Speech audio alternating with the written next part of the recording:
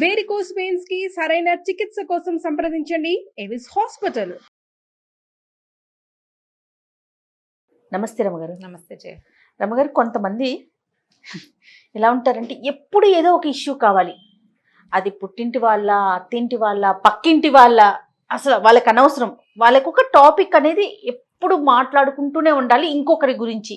ఆ గాసిప్స్ అనేవి ఒకరి మీద ఒకరికి పాస్ ఆన్ చేస్తూనే ఉంటారు. మరీ ముఖ్యంగా అత్తింటి విషయాలన్నీ పుట్టింట్లో చెప్పడం, పుట్టింటి వారికి చెప్పి ఇలా చేస్తున్నారు, అలా జరుగుతుంది, మళ్ళీ మనం ఉండాల్సింది ఇక్కడే, కలిసి ఉండాల్సింది ఇక్కడే, వీళ్ళతోనే సాగాలి. బట్ అలా అది సింపతి కోసం చేస్తారా, లేకపోతే వాళ్ళ హ్యాబిచువల్గా అలాగే వెళ్ళిపోతూ ఉంటుందో అర్థం కాదు రమ్మ. అంటే మిగిలిన వాళ్ళు ఎంకరేజ్ చేస్తే కూడా జయ, ఇదివరకు ఎప్పుడో ఒక కథ చెప్పాను నేను. చెప్పేవాడు చెప్తాడు, వినేవాడు వినకూడదు. ఎస్, మీ అత్తారింటి సంగతులు మా దగ్గర చెప్పకు అనాలి. ఒకటి, పెద్దవాళ్ళు ఎవరైనా, ఫ్రెండ్స్ అయినా, అందరి ఇళ్లలోనూ ఇలాగే ఉంటుంది. ఇప్పుడు ఎవరు అత్తగారులైనా దిగి రారు. ఎప్పుడు అత్త కోడళ్ళు అంటే జనరల్ ఇష్యూస్ కదా జయ. ఇప్పుడు ఒక 20 ఏళ్ళు, 25 ఏళ్ళు, 29, 30 సంవత్సరాల దాకా ఓ పిల్ల ఓ పుట్టింట్లో ఒక చోట ఉంటుంది. అక్కడ నువ్వు ఆడిందాట పాడింది బాట. మీ అమ్మ నిన్ను లకార మకార ప్రయోగాలతో తిట్టినా నీకు ఓకేనే, అంతే. ఎందుకంటే మన అమ్మ కాబట్టి 2 చెంపకాయలు కొట్టు. రేపొద్దున రాత్రికి అన్నం తినకపోతే పిల్లలు చచ్చిపోతుంది, ఆకలేసి నీరసం వస్తుంది, కళ్ళ కింద నల్లతారులు వస్తాయని తల్లులు అన్నం పెట్టేస్తారు. పొద్దునుంచి తిట్టిపోసినా రాత్రికి పిల్ల అన్నం తినకపోతే దాన్ని నిద్ర పట్టదని, దానికి పీడకళ్ళు వస్తాయని ఇలా భావిస్తారు. దాన్ని తిట్టిపోసి పొద్దున్నుంచి వీలైతే 4 చెంపకాయలు కూడా కొట్టినా సరే రాత్రి పిల్లలకి అన్నం పెట్టాలని భావిస్తారు తల్లులు. మనమ్మ మన ఏమన్నా మనకి ఓకేనే కదా. ఇలా కొన్నేళ్ల పాటు పుట్టింట్లో ఇలా సాగించుకున్న పిల్లలు అత్తారింటికి వెళ్ళేసరికల్లా ఏమవుతుంది, ఇప్పుడు అత్తగారి సంగతి ఏమిటి? ఆవిడ ఓ కొడుకునో 25 ఏళ్ళు, 30 ఏళ్ళు, 36 ఏళ్ళు పెంచింది. ఓ పిల్లని తెచ్చి వీడికిచ్చి పెళ్లి చేయాలి. అత్తకి అభద్రతా భావం సాధారణంగా అత్తగారి పొజిషన్లో ఉండే వాళ్ళకి కొంత అభద్రతా భావం ఉంటుంది. ఎట్లా?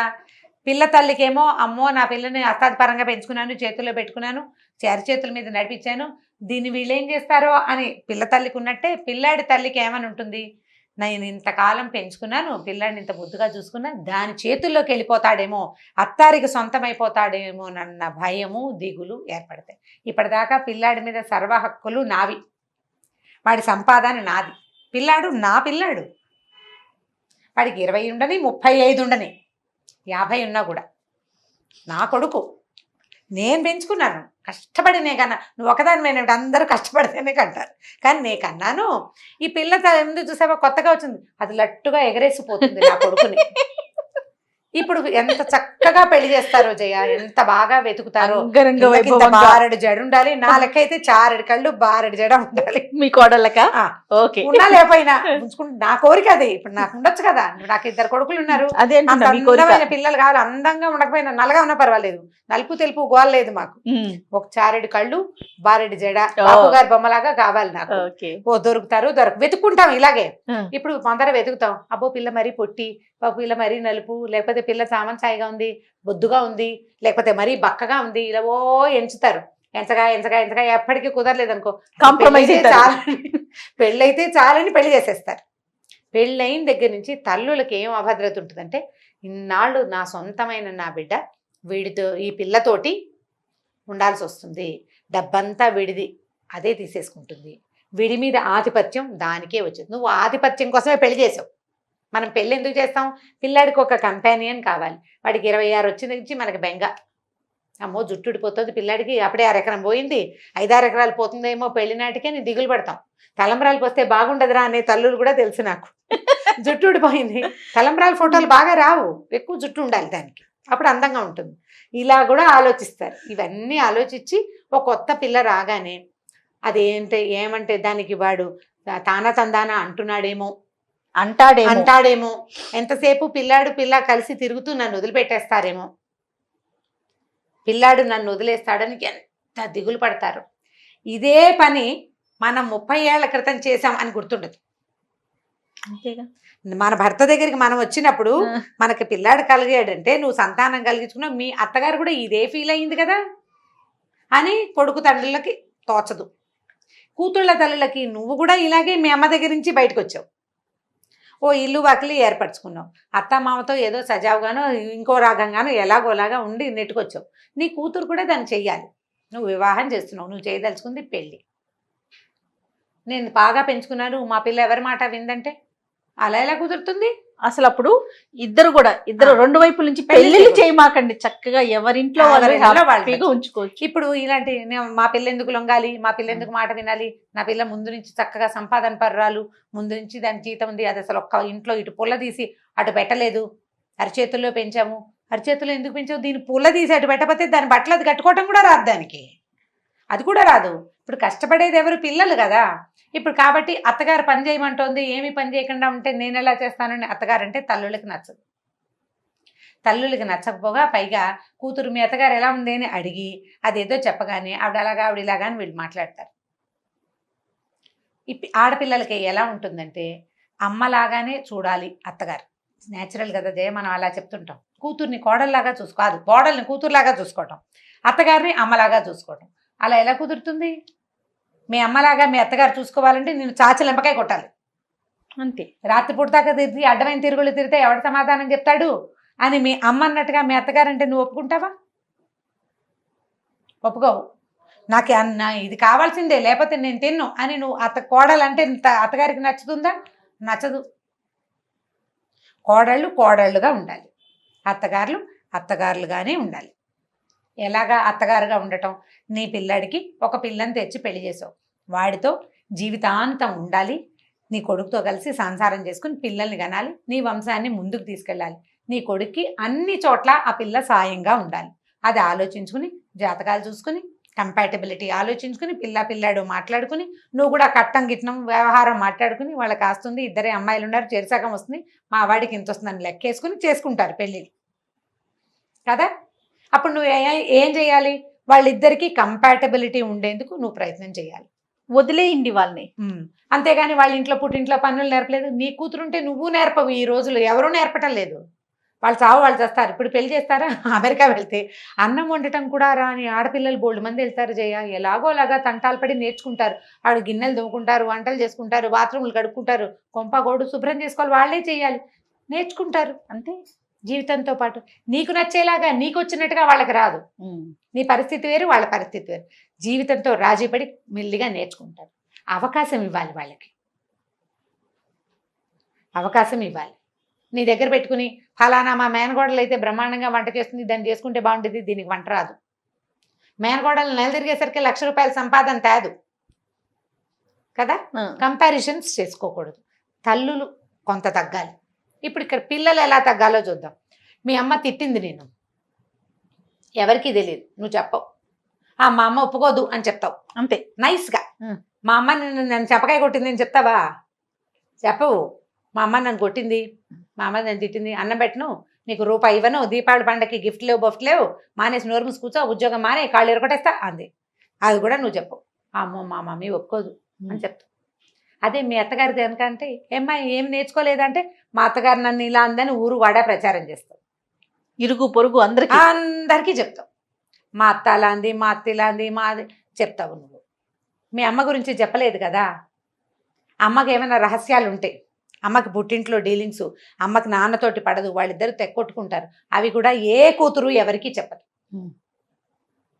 ఏ కూతురు చెప్పదు. అత్తగారి రహస్యాలు మాత్రం అందరికీ ఎందుకు చెప్తావు నువ్వు? పైగా పుట్టిల్లు వదిలిపెట్టేస్తాం, మన పద్ధతి అదే కదా. అంతే. ఓ 25 ఏళ్ళకో 30 ఏళ్ళకో పుట్టిల్లు వదిలేస్తే అక్కడి నుంచి ఎలా వదిలేస్తాం? అక్కడి నుంచి ఏమైనా ముద్దు ముచ్చట్లు జరుగుతాయి. ఆస్తి స్వాస్తి ఉంటే, నీకు అవకాశం ఉంటే, భగవంతుడు వాళ్ళు కలిగి ఉన్న వాళ్ళైతే నీకు డబ్బులు వస్తాయి. ఏదైనా కష్టం నిష్ఠూరం అప్పుడు నువ్వు వెళ్ళి చూసుకుని చేస్తావు, మంచి చెడుకి ఉంటాం అంతే. ఇప్పుడు భర్త దగ్గర అయితే, ఇప్పుడు అత్తారింటికి వస్తే వీళ్ళ ఆస్తి స్వాస్తి మీద పూర్తి హక్కు ఎవరిది? నీది. అంతేగా.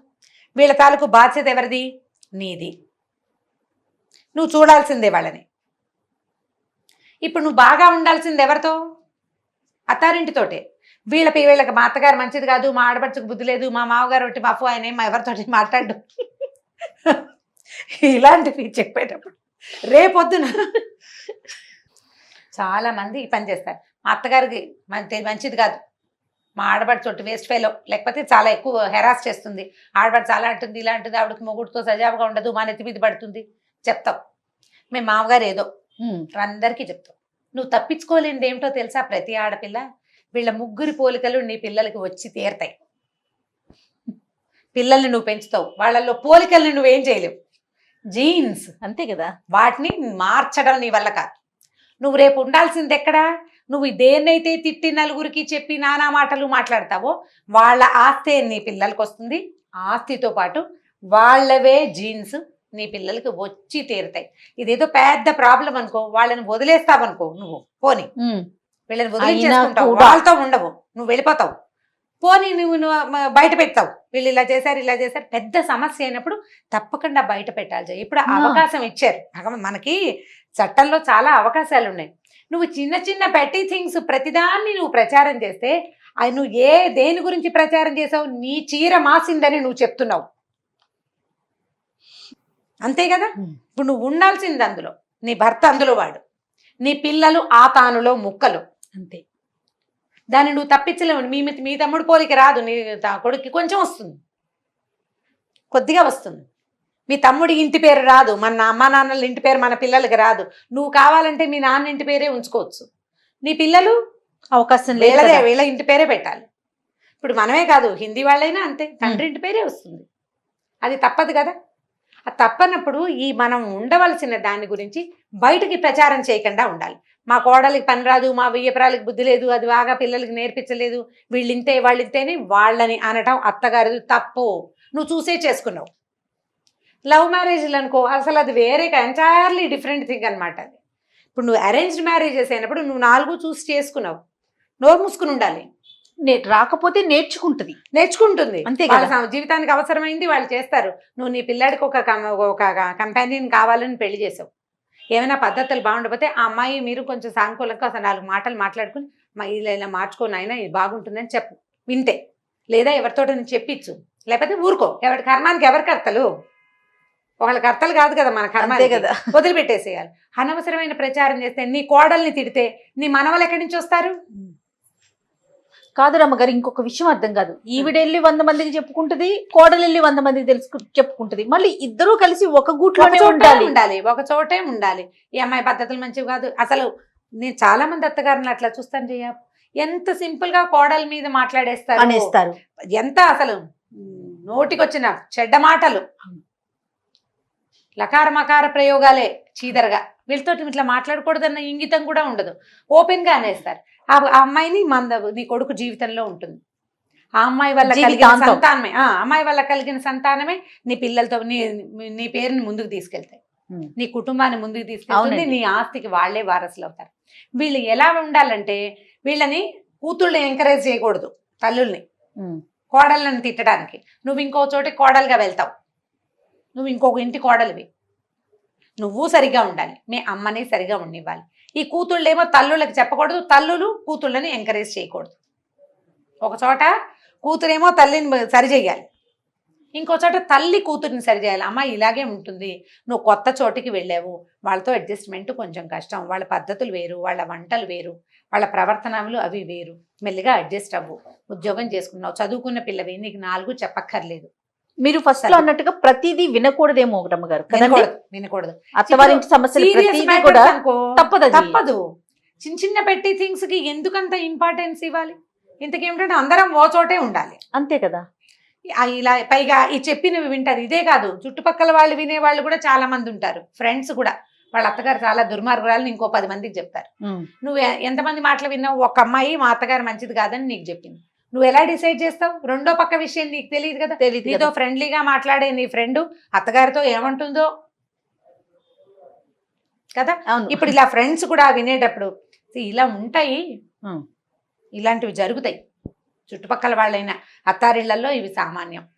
మీ అత్తగారితో కలిసి ఉండాలి, పెద్దవాళ్ళు, నీ బాధ్యత వాళ్ళని చూడడం. వాళ్ళ ఆస్తి స్వస్తి నీ పిల్లలకే వస్తుంది రేపొద్దున. సాయిదా ఫాయిదాగా పోవాలమ్మా అని చెప్పేస్తే 4 మాటలు చాలా ప్రధానమైంది. విన్నవాడు పరమ దుర్మార్గుడు. ఎవరైనా ఆడైనా మొగైనా.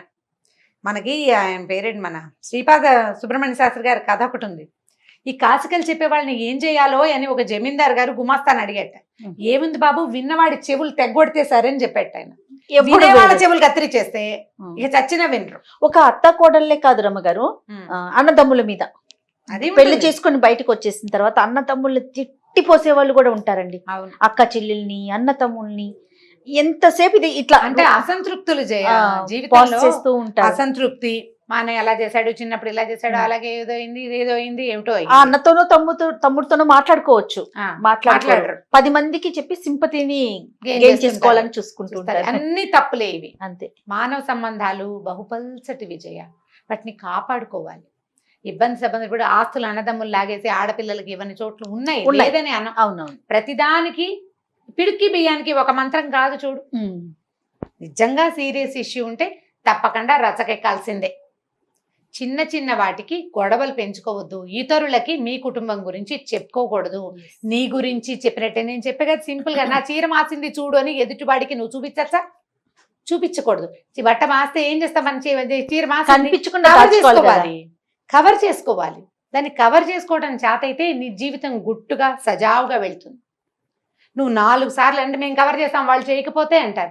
ఎక్కడో చోట మొదలెట్టాలి కదమ్మా.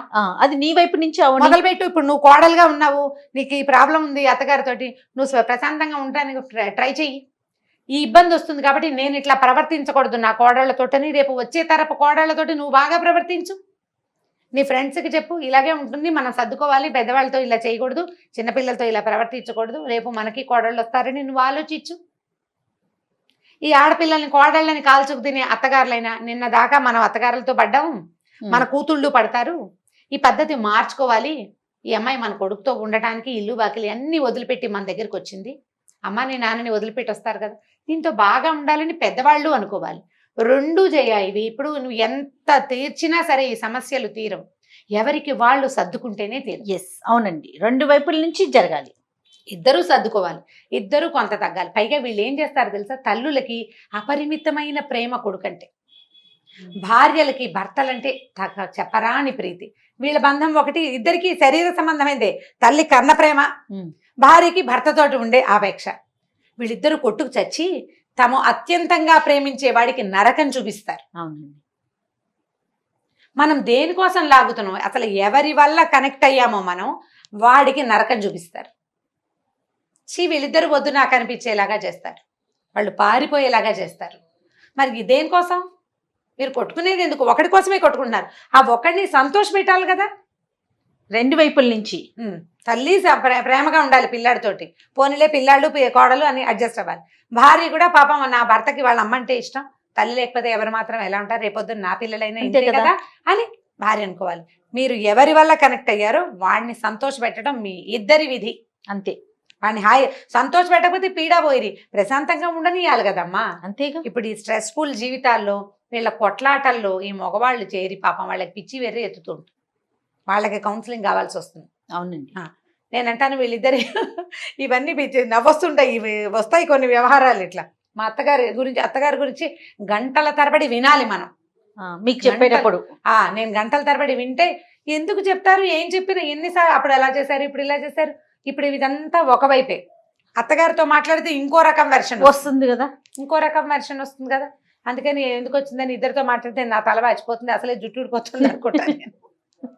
వీటి మధ్యలోకి వెళ్ళకూడదు, మనమే వెళ్ళకూడదు. అంటే మధ్యలో ఉన్నవాడి పరిస్థితి ఏమిటి చూడండి. అతను తప్పించుకోలేడు, తల్లిని వదులుకోలేడు, భార్యని వదిలిపెట్టలేడు. పోనీ వదిలేస్తావు, ఎంతమంది పెళ్ళాలని వదిలేస్తారమ్మా? తల్లులు కదా, మార్పు రావాల్సింది. ఖచ్చితంగా మార్పు రావాలి ఇద్దరి వైపు నుంచి. ఎక్కడైనా సరే తల్లులు సరిగా ఉంటే అబ్బాయి తల్లి గాని అమ్మాయి తల్లి గాని అబ్బాయి అమ్మాయి బాగుంటారు. అంతే. ఆలోచించి చూడండి, అవునా కాదా అని. డెఫినెట్ గా రమ్మ గారు. ఓకే అండి, ఇంకొక టాపిక్ తో మళ్ళీ కలుద్దాం రమ్మ గారు. నమస్తే. తప్పకుండా జయ, నమస్తే.